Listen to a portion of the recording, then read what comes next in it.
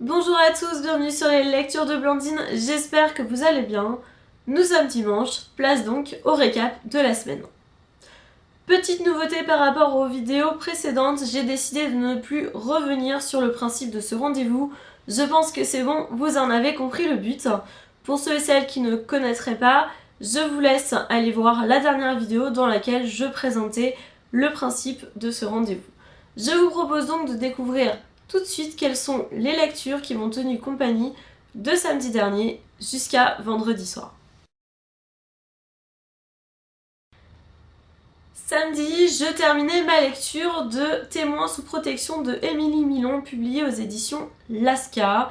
Il s'agissait d'une nouvelle. Alors souvent j'ai du mal avec ce genre de lecture puisque pour moi tout va trop vite, c'est beaucoup trop court, je suis toujours frustrée.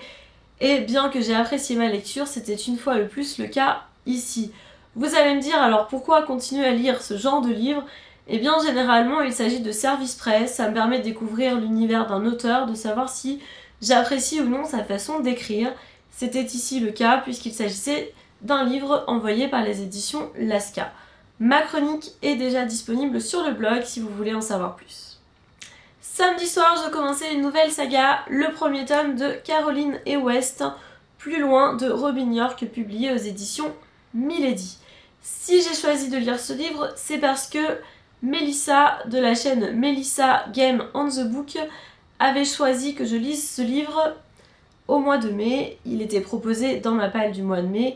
Donc voilà, c'est chose faite, je l'ai lu, le coup de cœur n'est pas passé loin, donc merci à toi Mélissa de m'avoir fait sortir de ma palle. Enfin, depuis mercredi, j'ai retrouvé la plume de Darinda Jones avec le 5e tome des aventures de Shirley Davidson, 5e tome au bout du tunnel, publié aux éditions Milady.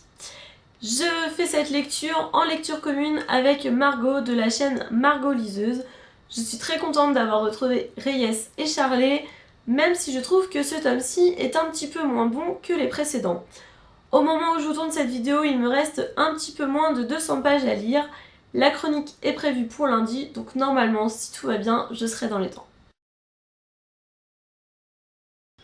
Samedi dernier, c'était jour de vidéo chronique sur la chaîne, avec mon avis sur l'intégralité de la saga Le Tueur sans nom de Karine Carville, publiée aux éditions Mots Écrits.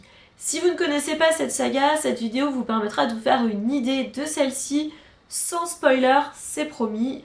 Donc je vous en prie, laissez-vous tenter, cette saga est vraiment très sympa à découvrir.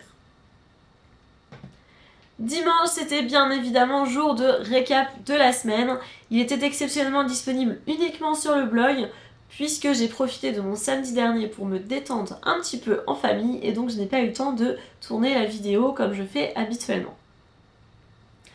Lundi, première chronique de la semaine sur le blog, avec le premier tome de Hallows Farm, Les filles de Hallows Farm, de Angela Huss, publié aux éditions France Loisirs. Une lecture surprenante puisqu'il s'agit d'un genre historique et que je n'ai pas du tout l'habitude de lire ce type de lecture, et pourtant j'ai passé un agréable moment. Je vous laisse donc aller découvrir ma chronique sur le blog. Mardi, c'était jour de top 10. Je vous lisais dans ma vidéo et je vous écrivais sur le blog la première phrase de mes 10 dernières lectures papier. Si ça vous intéresse, je vous laisse aller voir ça. Mercredi, je vous présentais ma chronique de Témoins sous protection de Émilie Milon, publiée aux éditions Lasca. Je vous en ai parlé un petit peu plus tôt dans cette vidéo, donc je ne vous en dis pas plus. Jeudi, c'était jour de wishlist sur le blog. Je vous présente près de 20 livres qui m'ont fait de l'œil sur vos blogs ou sur vos chaînes YouTube. Et oui, vous m'avez vraiment donné beaucoup d'envie de nouvelles lectures ce mois-ci. Je vous propose, comme le mois dernier, de voter parmi ces 20 livres pour le livre que vous avez envie que j'achète courant juin. Les votes sont ouverts jusqu'au 21 juin si mes souvenirs sont bons. Vendredi, dernière publication sur le blog de la semaine, il s'agissait de la chronique de Caroline et West, tome 1, Plus loin de Robin York, publié aux éditions Milady. Comme tout à l'heure, je ne vous en dis pas plus puisque je vous en ai déjà parlé au début de ma vidéo. Côté réception, la semaine est plutôt calme et c'est tant mieux puisque la semaine précédente était vraiment bien remplie, ma palle peut un petit peu se reposer. En effet, cette semaine, une nouvelle arrivée seulement, il s'agit d'un prêt d'e-book, le 3e tome de la saga Les Mystérieuses, Jeu d'ombre de Stella Knightley. Je suis désolée pour la prononciation, je ne suis vraiment pas douée en anglais.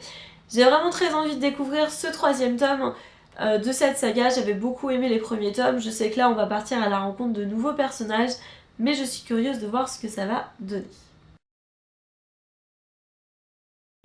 Et bien voilà, maintenant c'est à vous de me raconter votre semaine. J'ai très envie de découvrir quelles ont été vos lectures, vos publications et bien sûr vos réceptions. Donc n'hésitez pas à partager tout ça avec moi dans les commentaires. De mon côté, je vous retrouve dès mardi pour le top 10 en vidéo. En attendant, je vous souhaite de très belles lectures. Bye bye!